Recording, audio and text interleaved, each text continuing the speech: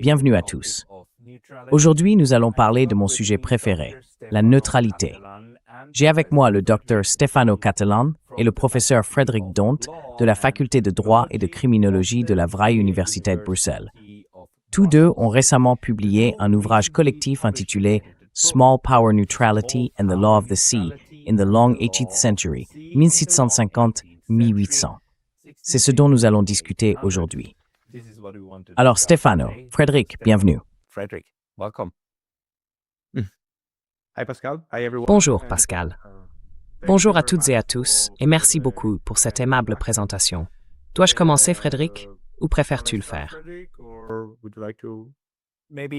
Peut-être, Stefano, pourquoi ne pas commencer? Parle-nous un peu de la motivation derrière ce livre et peut-être de la façon dont il a vu le jour.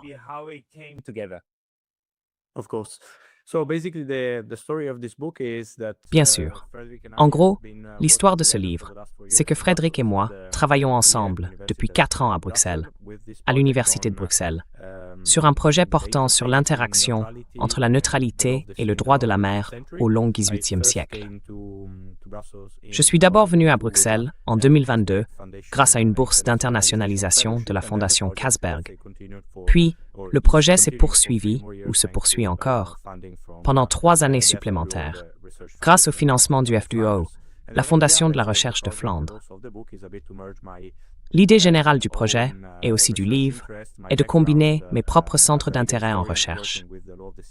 Mon parcours d'historien du droit travaillant sur le droit de la mer et son développement à l'époque moderne, avec l'expertise de Frédéric, qui porte, sans illimité, sur l'histoire diplomatique et l'argumentation juridico-diplomatique au XVIIIe siècle et au-delà.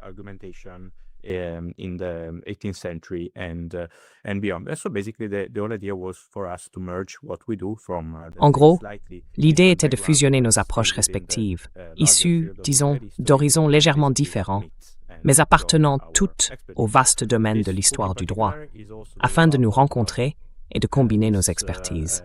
Ce livre, en particulier, est également le fruit d'un symposium international que nous avons organisé à Paris en 2023 à la Fondation Birman-Laporte, où nous avons réuni des historiens et des historiens du droit pour réfléchir à la neutralité des petites puissances, en mettant l'accent sur la neutralité maritime, à la fois d'un point de vue historico-juridique, mais aussi historico-économique et plus largement historique. Et cette entreprise se poursuit encore aujourd'hui, puisque nous préparons désormais une nouvelle conférence à la fin de cette année.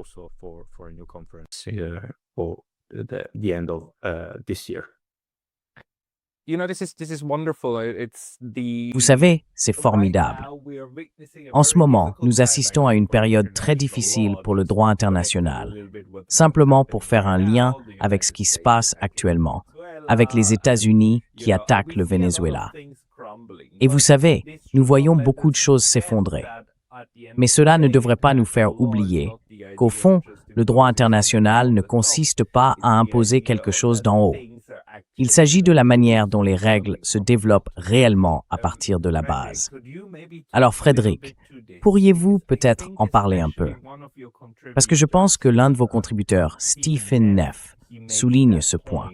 Et peut-être pourriez-vous aussi expliquer pourquoi la neutralité est un concept maritime. La plupart des gens la considèrent comme quelque chose qui s'applique sur Terre, mais elle trouve en réalité son origine en mer. Du moins, dans la manière dont nous la comprenons aujourd'hui en droit international. Pourriez-vous en dire un mot?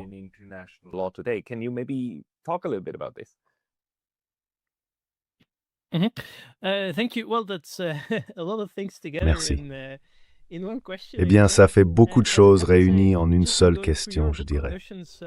Il se trouve que je viens justement de parcourir votre livre, Notion of Neutralities, et l'excellent chapitre de Stephen Neff sur les conceptions américaines de la neutralité dans les années 1930 illustre bien les dilemmes que vous avez mis en avant dans la première question. Le droit international n'est pas entièrement codifié. Il évolue avec le comportement des acteurs qui doivent accepter les normes auxquelles ils se conforment. Et je pense que c'est la raison pour laquelle nous avons pu travailler sur un sujet comme la neutralité pour cette période. like neutrality for this period. If we go back to Stephen Neff, Si l'on revient à l'ouvrage fondamental de Stephen Neff sur les droits et devoirs des neutres, publié au début des années 2000, on observe une évolution progressive, n'est-ce pas? Au XIXe siècle et à la fin de ce siècle, les règles sont devenues plus détaillées ou plus rigides, mais le droit de la neutralité n'a jamais été véritablement figé. Il reste toujours soumis à l'interprétation juridique, par les juges, par les penseurs, et il est bien sûr appliqué en pratique par les diplomates. Les dynamiques de pouvoir plus larges l'influencent également. Et si l'on regarde le monde d'aujourd'hui, la question demeure, est-ce la force ou le droit qui prévaut? C'est un dilemme éternel dans l'histoire du droit international.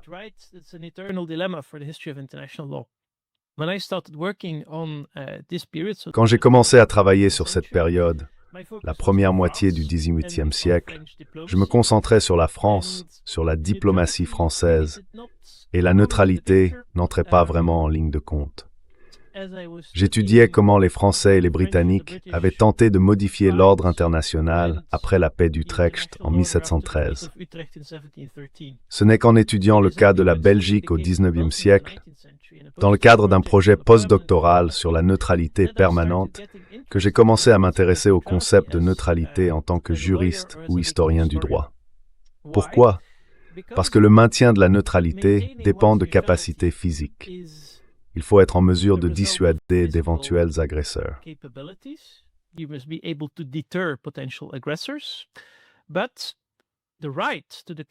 Mais le droit de se déclarer neutre est une question contestée à l'époque moderne, la période qui précède le XIXe siècle.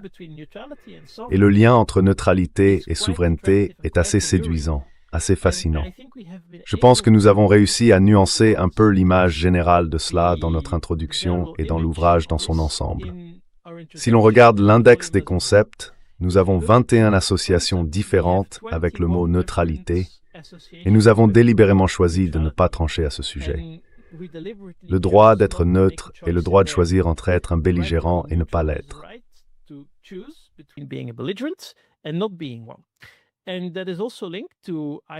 Et cela est également lié à une vision plus horizontale ou plus hiérarchique de l'action des acteurs sur la scène internationale. Selon votre point de vue, vous aboutissez à une définition différente de la neutralité et des droits et obligations qu'elle implique. Ainsi, Stephen Neff a célèbrement classé 3 écoles de la neutralité à l'époque moderne, et il développe davantage ce point dans l'article de conclusion de notre volume.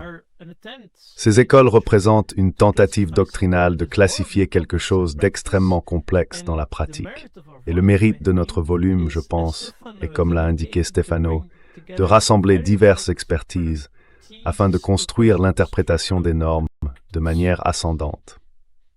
Je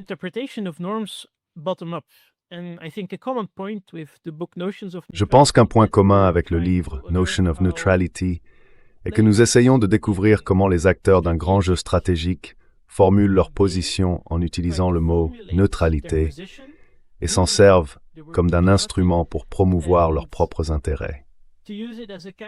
Plus on entre dans le détail, comme on le voit dans les contributions de Victor Wilson, John Freeman ou Christian Pfister, plus on rencontre d'acteurs différents, des particuliers, des entreprises, des autorités locales. La neutralité devient alors une lentille à travers laquelle observer une réalité très complexe. Et cela, je crois, va même au-delà du paradigme juridique et rend le livre si intéressant et fascinant.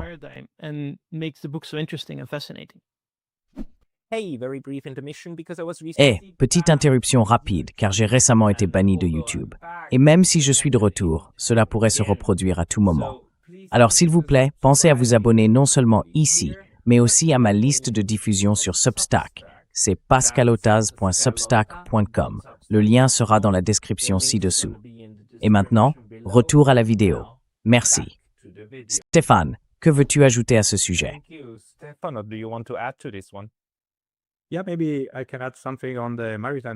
Oui, peut-être que je peux ajouter quelque chose sur la dimension maritime de la genèse historique de la neutralité, et aussi sur les raisons pour lesquelles le livre se concentre essentiellement sur la neutralité maritime. C'est simplement parce que, comme vous l'avez justement souligné, la genèse de la neutralité telle que nous la connaissons, la neutralité de l'époque moderne, était étroitement liée à la mer. Et disons, les meilleures réflexions du XVIIIe siècle sur la neutralité portaient en réalité sur ce qui se passait en mer, dans un siècle marqué par l'expansion du commerce maritime. À la fois, disons, le commerce à court terme à travers l'Europe, les techniques de cabotage, mais aussi, disons, le commerce intercontinental à longue distance.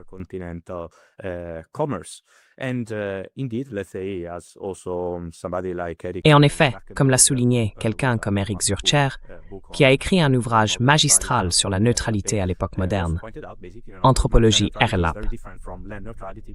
La neutralité maritime est très différente de la neutralité terrestre. La neutralité terrestre vise essentiellement à préserver un territoire et une population de la guerre et des dommages causés par les belligérants, tandis que la neutralité maritime concerne bien davantage le commerce, une tentative, pour les neutres, de tirer profit de l'état de guerre et du fait que, en théorie, ils peuvent commercer plus librement que les belligérants. C'est donc, encore une fois, un type de neutralité tout à fait différent et qui se trouvait au cœur de la réflexion initiale sur ce qu'est réellement le statut de neutre.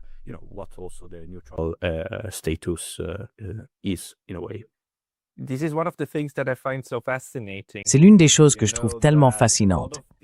Vous savez, beaucoup de gens comprennent mal la neutralité, puis ils pointent du doigt en disant « Oh, mais c'est neutre, ils commercent avec tout le monde. » Ils ne sont pas neutres, ils essayent de tirer profit. Ah oui, vraiment? Non, c'est simplement ce qu'ils font, c'est ce qu'ils affirment. Peut-être Frédéric, Stefano ou quiconque veut intervenir. Pouvez-vous parler un peu du lien entre le commerce et le fait de rester neutre?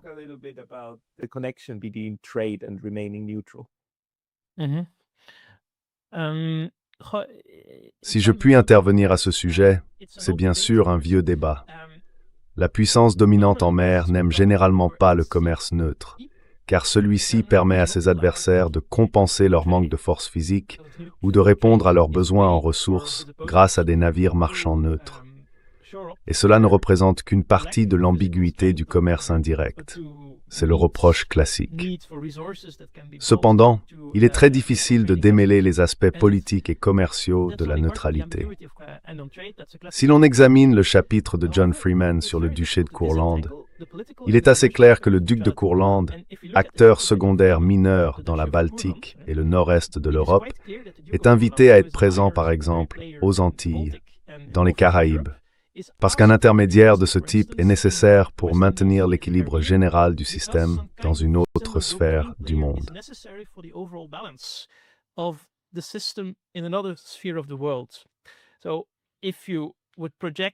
Si vous projetiez et que l'image apparaissait ici, notre index des lieux sur Google Maps, vous verriez que les contributions de notre ouvrage, bien qu'elles reposent sur des sources d'archives européennes, couvrent en réalité le monde entier.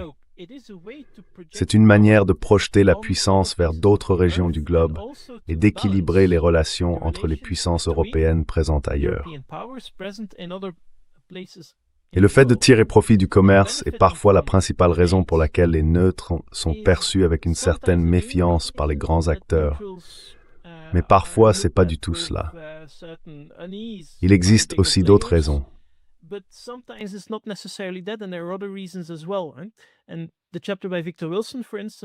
Et le chapitre de Victor Wilson, par exemple, sur les Caraïbes à la fin du XVIIIe siècle et pendant les guerres napoléoniennes, en est également une bonne illustration. Ces deux aspects sont étroitement liés, et je pense que l'ouvrage aurait été bien moins intéressant si nous avions laissé de côté cette dimension. L'idée juridique est que les neutres doivent restreindre ce qu'ils seraient normalement autorisés à faire en temps de guerre, parce qu'ils commercent avec des belligérants, et il est facile de les voir comme manquant à leur devoir d'impartialité. Cela fait partie du tableau, mais il existe d'autres besoins et causes systémiques qui rendent parfois les puissances neutres nécessaires au bon fonctionnement d'un système régional.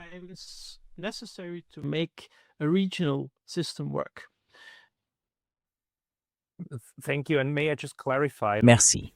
Puis-je simplement préciser, comme la carte que je montre maintenant, ou celle superposée ici, vous avez indiqué plusieurs endroits avec des épingles, beaucoup en Europe, mais aussi un en Russie, un en Chine et un en Indonésie. Représentent-ils tous les endroits où vous avez trouvé un commerce neutre?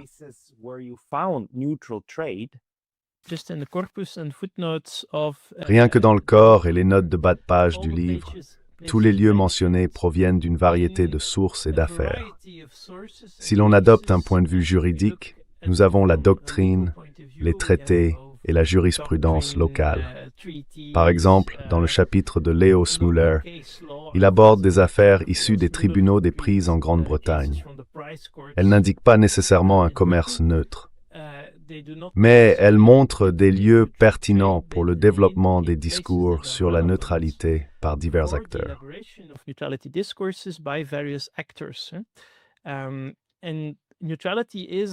La neutralité est comme l'huile dans la machine du système international à l'époque moderne, pour reprendre une expression française, dans un monde où les murs intermédiaires étaient déjà tombés bien avant la mondialisation des années 1990, voire avant la Belle Époque.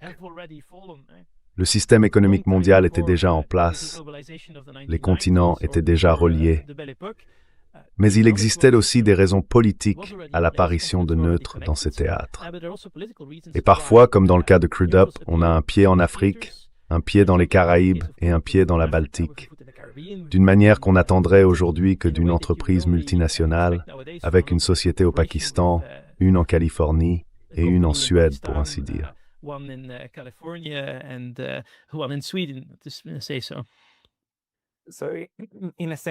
Ainsi, en un sens, l'objectif des belligérants, en particulier du belligérant dominant ou de la puissance maritime dominante, est toujours d'interrompre le commerce de l'adversaire ou des adversaires, tandis que l'intérêt des neutres est toujours de maintenir autant de commerce que possible avec quiconque. Et en général, ce que l'on observe, c'est que le commerce circule de manière très intéressante, les neutres commençant en réalité à affirmer leur droit de commercer avec les belligérants. Stefano, as-tu peut-être dans ton livre quelques exemples de cela? Oui. Oui.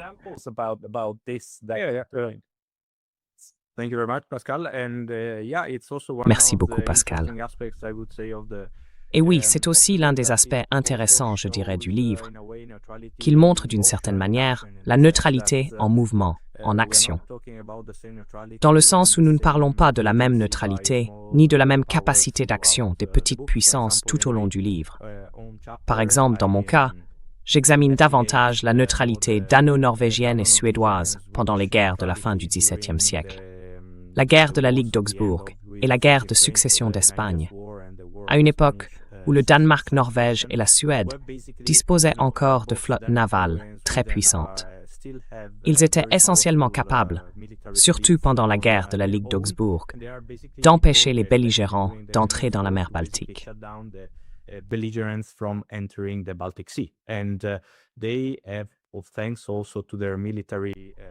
Et ils ont pu, grâce aussi à leur puissance militaire, qui est relativement considérable, négocier en même temps avec la France et l'Allemagne, les Alliés, les Anglo-Néerlandais, trouvant des moyens de tirer profit de la guerre avec cette idée de dissuasion, qu'ils pouvaient s'aligner sur l'un des belligérants et modifier légèrement l'équilibre de la puissance maritime en Europe du Nord.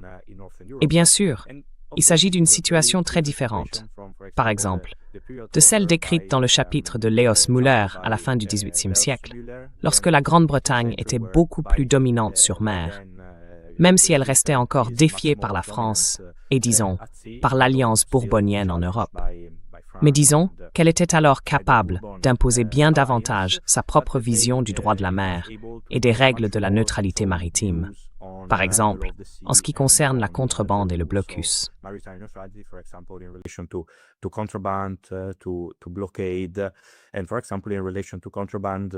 Et par exemple, en ce qui concerne la contrebande, la Grande-Bretagne, les autorités britanniques et la Cour de l'Amirauté ont tenté à maintes reprises d'imposer une notion plus large de la contrebande, incluant les denrées alimentaires et les approvisionnements navals. En somme, tout ce qui était nécessaire pour construire et entretenir une flotte de gigantesques navires en bois.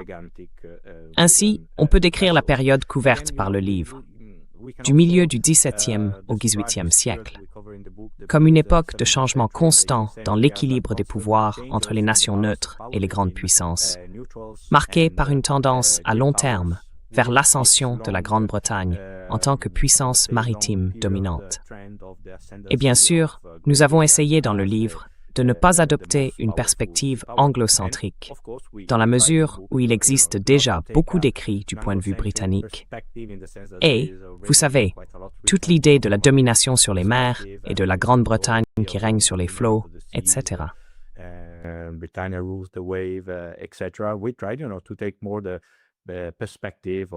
Nous avons essayé, vous savez, d'adopter davantage la perspective des petites et moyennes puissances pour, disons, compléter un peu le tableau. Et aussi, vous savez, d'inclure le point de vue de la France en tant que puissance qui, d'ordinaire, affrontait la Grande-Bretagne en position de désavantage, du moins sur mer. Et c'est donc aussi très intéressant, surtout pour mon chapitre, d'étudier les stratégies développées par la France à travers la diplomatie,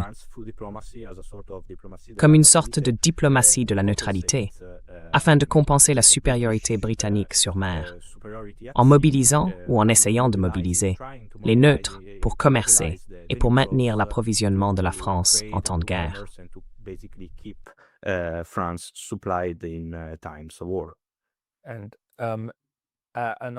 Une observation et une question. L'une des observations, c'est que ce jeu du chat et de la souris, continue sans cesse, n'est-ce pas? L'idée de contrebande en droit international renvoie à quelque chose de très précis, des biens pouvant être utilisés à des fins militaires. Dans le monde d'aujourd'hui, on voit que les États parlent de biens à double usage. C'est en quelque sorte la nouvelle expression pour décrire quelque chose de très similaire.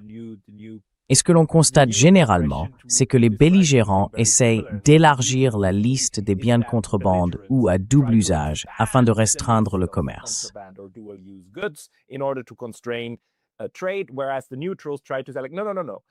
Alors que les neutres essayent de dire, en gros, non, non, non. La poudre à canon, d'accord, c'est de la contrebande.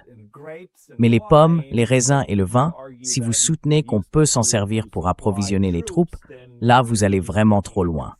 Mais on voit que cela se produit. Et peut-être pouvez-vous en parler un peu, donner quelques exemples. Ensuite, deuxièmement. Et maintenant j'ai oublié ma deuxième question.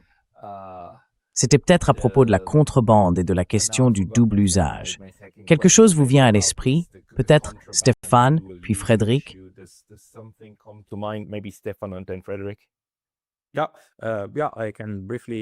Oui, je peux ajouter brièvement que bien sûr c'était déjà une préoccupation à l'époque. Par exemple, qu'en est-il des chevaux qui peuvent être utilisés à la guerre, mais aussi dans la vie civile, pour ainsi dire, ou dans les champs, etc. Et aussi, vous savez, les différents types de bois. Certains pouvaient servir à construire des maisons plutôt que des navires, mais pouvaient tout de même parfois être utilisés pour les navires. Donc, encore une fois, on voit bien que le droit de la neutralité, pendant la majeure partie du XVIIIe siècle, reposait sur cet ensemble de traités bilatéraux d'amitié, de commerce et de navigation, n'est-ce pas? Ceux-ci comportaient différentes dispositions concernant, par exemple, la contrebande.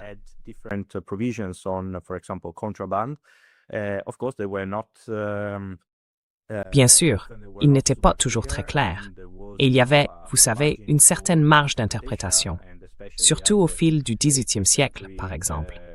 L'amirauté britannique a imposé une interprétation de plus en plus large, incluant des matériaux qui n'auraient pas été considérés comme de la contrebande à l'origine. Et l'on a également vu, tout au long du XVIIIe siècle, des cas où, par exemple, il y eut une famine en France pendant la guerre de la Ligue d'Augsbourg, ou la grande famine de 1709 pendant la guerre de succession d'Espagne.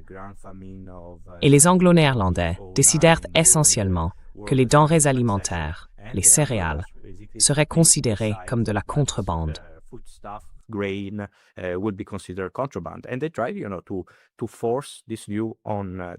Et ils ont essayé, vous savez, d'imposer ce point de vue aux neutres qui de leur côté ont tenté de riposter, pacifiquement, disons.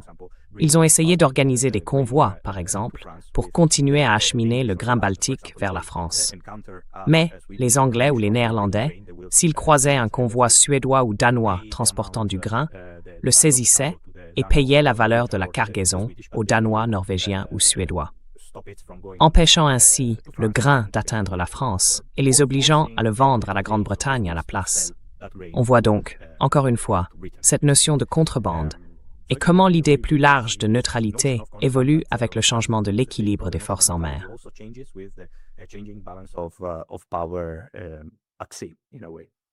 Frédéric, as-tu quelque chose à ajouter à cela? Oui, eh bien, essentiellement, comme Stefano l'a dit à la fin, c'est une histoire décentralisée. Traditionnellement, pour le commerce à l'époque moderne, il faut prendre en compte la corruption et la non-application des normes. Je pense au remarquable chapitre de Christian Pister-Longanet sur les rapports d'inspection des amirautés, les tribunaux d'amirauté français le long des côtes. Mais cette réalité décentralisée est, d'une certaine manière, si l'on considère la structure normative du système international actuel, encore très instructive. Ce que nous observons lorsque le Conseil de sécurité est dans l'impasse, comme c'est le cas avec l'Ukraine, c'est que toutes sortes de structures horizontales et d'interprétations de normes qui auraient autrement été violées sont utilisées par les États pour tenter d'établir leur propre système. Les critiques adressées à des principes britanniques, tels que la règle de 1756, ne sont pas sans rappeler ce que nous avons vu au XVIIIe siècle. Et cette réalité, je n'emploierai peut-être pas l'expression « état de juridiction différente », mais plutôt celle d'États adoptant leur propre style dans la lecture du réseau de traités bilatéraux, crée également des opportunités pour les individus et d'autres acteurs d'atteindre leurs objectifs pratiques.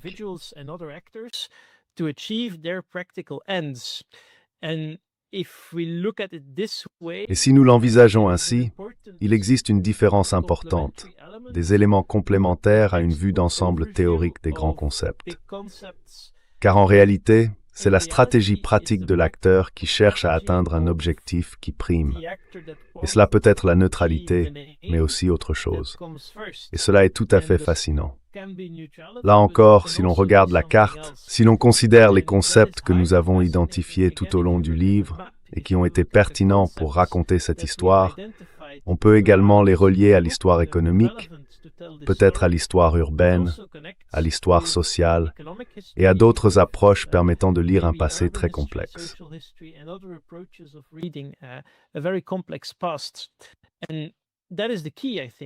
Et c'est là, je pense, l'essentiel.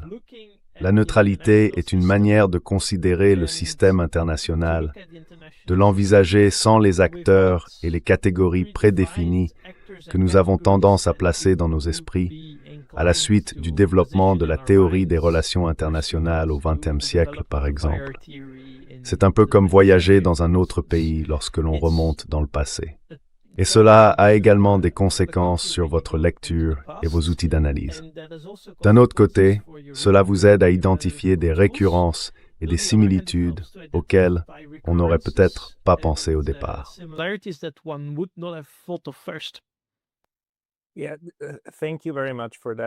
Merci beaucoup pour cela.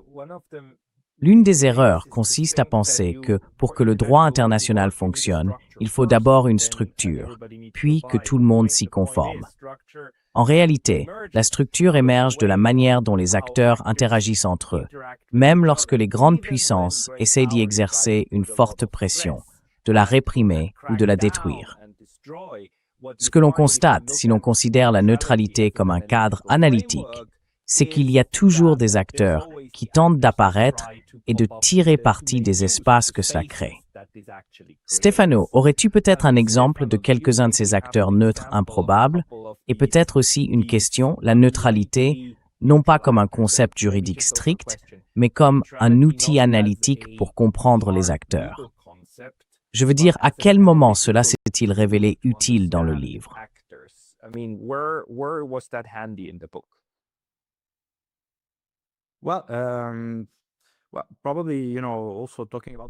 Eh bien, en parlant probablement aussi des sujets, ou disons des acteurs, que nous abordons dans le livre, il est certainement très intéressant de voir comment différents types de neutralité apparaissent. C'est le cas, par exemple, du Danemark, de la Norvège et de la Suède, qui sont souvent neutres, mais aussi souvent impliqués dans des guerres européennes.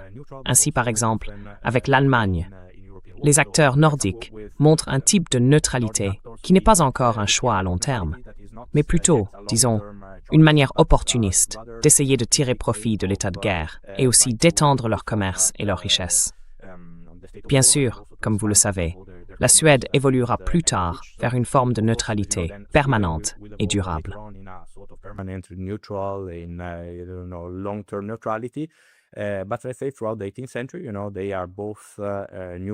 Mais disons que tout au long du XVIIIe siècle, ils sont à la fois neutres et belligérants.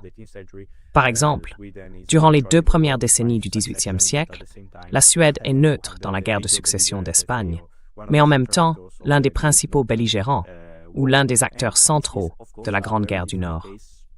Et c'est, bien sûr, un cas très différent de celui du duché de Courlande, étudié par John Freeman, où l'on voit clairement que la neutralité est simplement une nécessité fondamentale pour un si petit duché, enclavé entre de grandes puissances comme la France, l'Empire suédois de l'époque, la Russie et la République des Deux Nations, qui restait encore l'un des États les plus puissants d'Europe.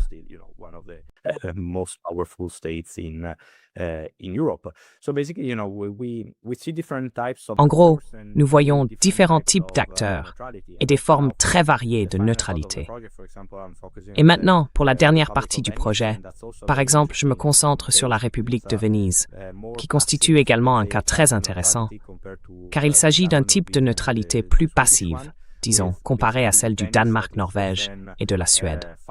Venise combat souvent les Turcs ottomans. Elle a donc vraiment besoin de maintenir la paix autant que possible en Italie du Nord, afin de pouvoir concentrer les ressources limitées dont elle dispose. Au XVIIe siècle, ce n'est plus une grande puissance en Méditerranée, mais elle reste néanmoins une puissance maritime très importante et un acteur diplomatique de premier plan dans la diplomatie européenne au sens large.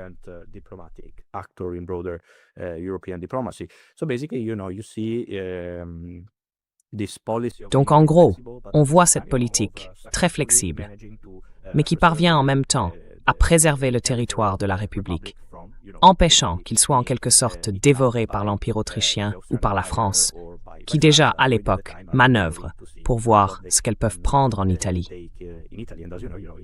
Et comme vous le savez, ce sera la fin de l'histoire de la République de Venise. Son destin sera scellé par une sorte d'accord austro-français avec le traité de Campo Formio. Donc en somme, on voit différents acteurs tenter d'adapter leur politique de neutralité à leur situation contingente et à l'asymétrie de pouvoir avec les grandes puissances avec lesquelles ils interagissent. Voilà.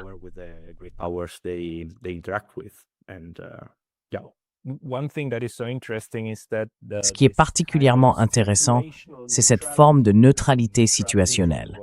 Être neutre à l'égard d'un conflit, mais pas d'un autre. C'était en réalité la norme pendant de nombreux siècles, n'est-ce pas? Et en fait, le droit international tel que nous le connaissons aujourd'hui, ainsi que la jurisprudence et le droit conventionnel, concernent en grande partie la neutralité situationnelle.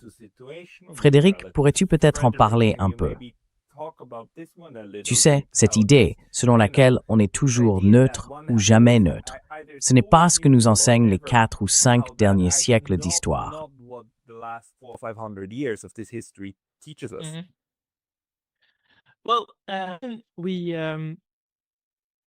Eh bien, tu figes un peu.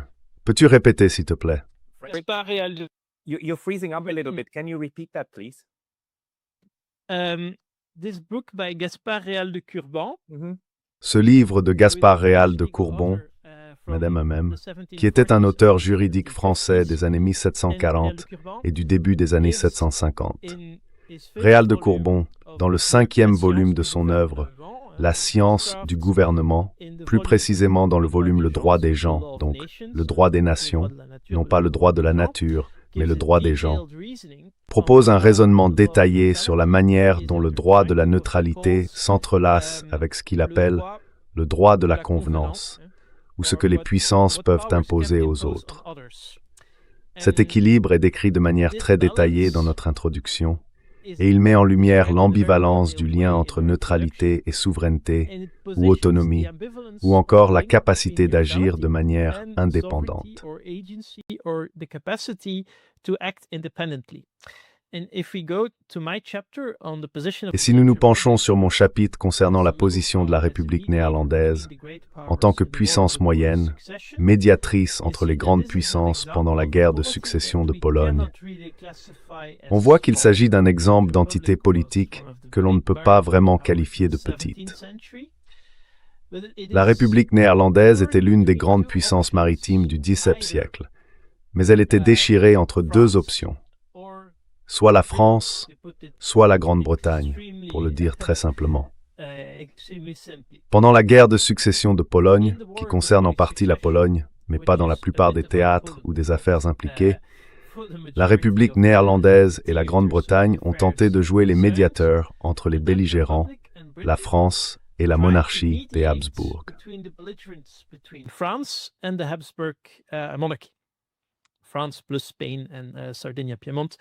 La France, plus l'Espagne et la Sardaigne-Piémont. La République néerlandaise, comme on le dit souvent en tant que puissance neutre lorsqu'elle est neutre, peut accueillir une conférence de paix. C'est un lieu où les nouvelles circulent, où l'on peut influencer l'opinion publique à travers l'Europe à l'époque moderne. Mais les Néerlandais savent que le choix qu'ils font, rester neutre ou non, est dicté par ce que nous appellerions aujourd'hui l'intérêt national, ou simplement la nécessité. Ils reçoivent constamment des offres de diverses parties pour prendre position. Et au XVIIIe siècle, lorsque leur propre sécurité géopolitique et physique est en jeu, la République néerlandaise a peur. Elle craint un conflit avec la France.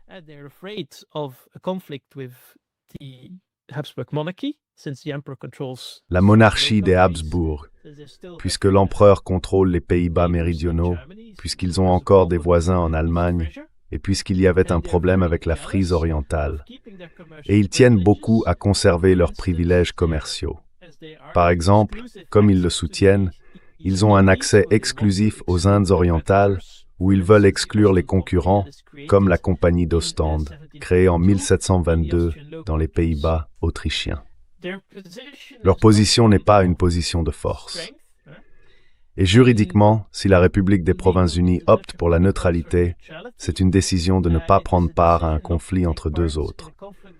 Pouvoir choisir, c'est là un signe de neutralité, le degré d'autonomie dont on dispose.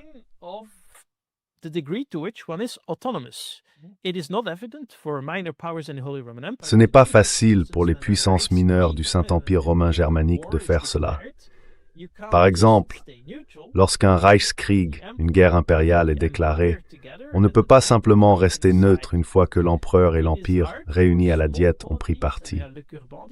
C'est difficile pour les petites entités politiques, et le Courban décrit, par exemple, que l'évêque de Passau ne peut pas faire grand-chose lorsqu'un des grands acteurs de la région décide d'occuper son territoire. Maintenant, si une puissance moyenne, considérée comme capable de choisir la neutralité, adopte ce statut, cela comporte des risques. Si elle ne respecte pas ce qui sera plus tard théorisé comme le devoir d'impartialité et d'abstention, elle peut devenir belligérante et être entraînée dans une guerre.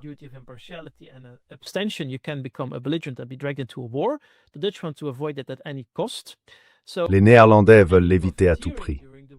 Ainsi, tout profit réalisé pendant la guerre de succession de Pologne, je ne connais pas d'études précises qui s'y soient intéressées, aurait été très limité. Et comme vous le soulignez, il n'est pas forcément vrai qu'un État choisisse systématiquement la neutralité. Nous avons par exemple le cas de Liège, ou encore la neutralité de longue durée de Venise. Et dans le cas de la République néerlandaise, lorsqu'elle entre en guerre, c'est généralement aux côtés de la Grande-Bretagne, dans ce que nous appelons les puissances maritimes, une sorte d'alliance pendant la guerre de succession d'Espagne. La République néerlandaise a maintenu sa neutralité lorsque la Grande-Bretagne était en guerre durant la guerre de la Quadruple Alliance.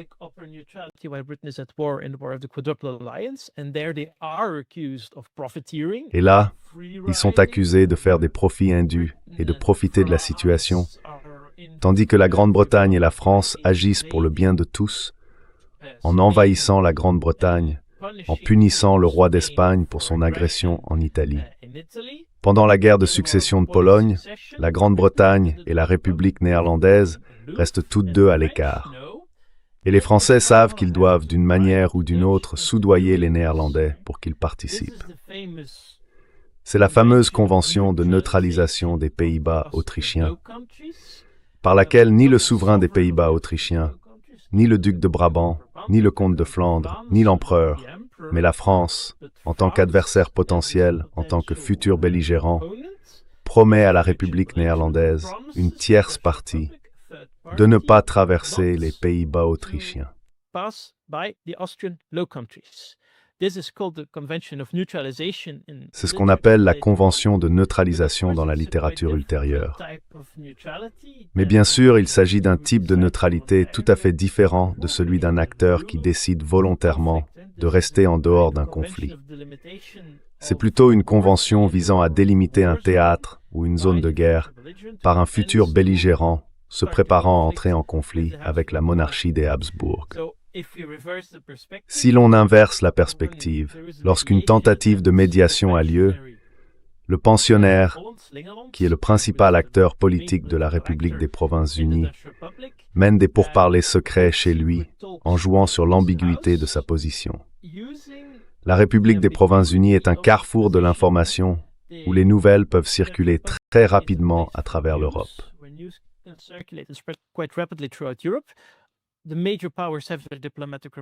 Les grandes puissances ont leurs représentants diplomatiques, donc le risque de fuite est assez considérable. D'un autre côté, les Néerlandais veulent la paix, mais en réalité, ils craignent que leur propre sécurité géopolitique ne soit menacée plus tard. Et, d'accord, ils ont clairement la capacité de choisir de ne pas participer au conflit. Mais malgré tout, la pression sur eux est assez forte.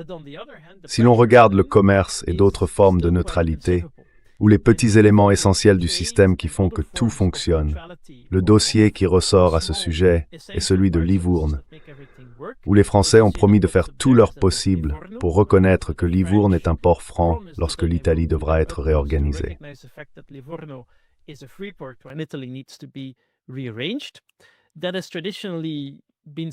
Cela a traditionnellement été perçu par les historiens de l'économie sous l'angle des ports francs et des petites zones qui font fonctionner le système. Pourquoi cela revient-il ici? Parce que la puissance neutre n'agit pas pour la paix à titre gracieux, mais cherche à tirer un certain avantage d'un accord diplomatique. Et c'est un aspect que nous ne devrions certainement pas oublier. La neutralité n'existe pas in abstracto.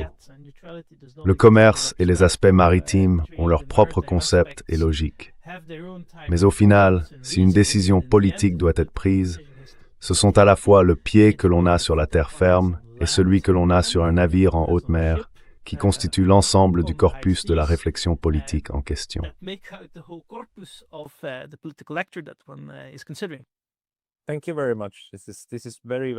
Merci beaucoup. Ce sont des informations très utiles.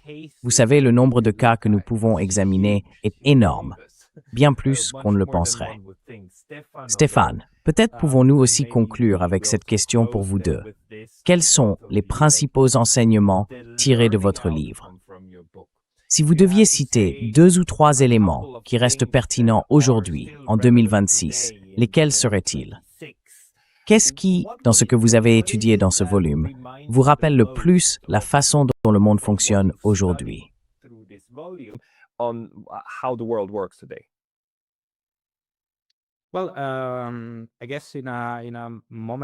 Eh bien, je suppose que nous vivons un moment de l'histoire où la nature, voire l'existence même, du droit international est de plus en plus remise en question par de nombreux acteurs. Par exemple, ces derniers temps, j'entends beaucoup parler de sphères d'influence et de la manière dont les grandes puissances cherchent à nouveau à se tailler de nouvelles sphères d'influence. où des pays, comme le Japon ou l'Union européenne dans son ensemble, seraient censés faire partie des sphères d'influence d'acteurs plus puissants. Je dirais que cela montre simplement que le droit international n'est pas quelque chose de fixe ou de permanent. C'est véritablement un langage de compréhension, un langage qui doit être constamment négocié. Et en même temps, les acteurs plus petits disposent eux aussi d'une grande capacité d'action pour le façonner et pour résister à la volonté des grandes puissances, qui bien sûr demeurent des voix très importantes et influentes au sein de la communauté internationale. Important and leading voices of the international community, but at the same time, they cannot, Mais en même temps, vous savez, le système ne peut pas fonctionner uniquement à travers leurs actions. Les acteurs plus petits, ou même de très grands acteurs comme l'Union européenne, qui oublient parfois à quel point elle pourrait être puissante, disposent d'une grande marge de manœuvre et d'existence. Et bien sûr, des pays comme la Suisse continue de jouer un rôle très important sur la scène internationale. Je dirais donc que le message global du livre est d'étudier non seulement la neutralité, mais aussi le droit international en mouvement, en action, comme quelque chose qui continue d'évoluer, et où les acteurs plus petits ont également un rôle majeur à jouer.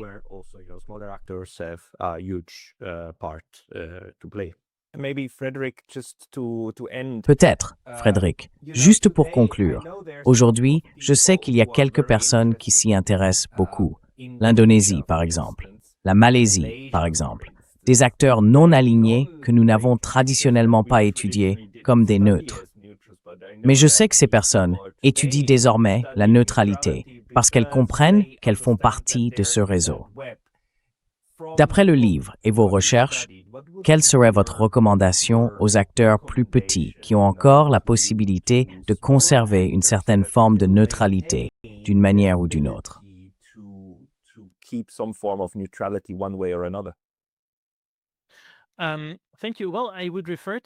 Merci. Eh bien, je les renverrai au magnifique chapitre de Nora Nagy-Plierberg sur Martin Hübner et à la manière dont, en tant que petit acteur, on peut construire une toile conceptuelle cohérente et convaincante, en partant de principes généraux et en expliquant de façon déductive pourquoi il est important que vos droits, en tant qu'État neutre ou en tant que sujet d'une nation neutre, soient respectés pour le bien du droit international dans son ensemble. Dans le droit de la neutralité, il existe diverses options et approches sur lesquelles on peut s'appuyer pour défendre sa position.